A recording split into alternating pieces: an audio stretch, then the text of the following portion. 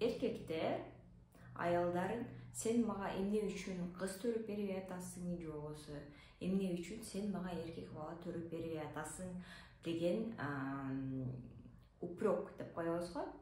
Ошентип бурушат экен.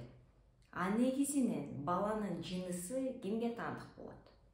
Эгер биз башынан генотип катары карасак, бизде адам баласында 46 хромосома болот. Ата-энеден 23-түү атасынан, 23-түү апасынан алышат. Кыздардыкы жана эркектердики кандай болот? Эркектердики XY болот, ал эми кыздардыкы XX болот. Аял киши биринчи хромосомасын же экинчи хромосомасын берсе дагы баары бир деле кыз болот.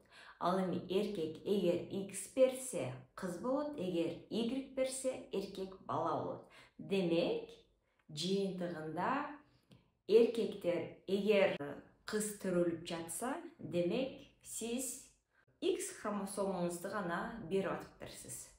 Эгер сиздин үй бүлөңүздө эркек уул гана төрөлүп атса, Y-ди берип атыптырсыз. Ошондуктан аялдарыңызды урушпаңыздар, себеби дегенде күнөө бул жерде сиз эркектер. Аялдарда эч кандай күнөө дагы жок.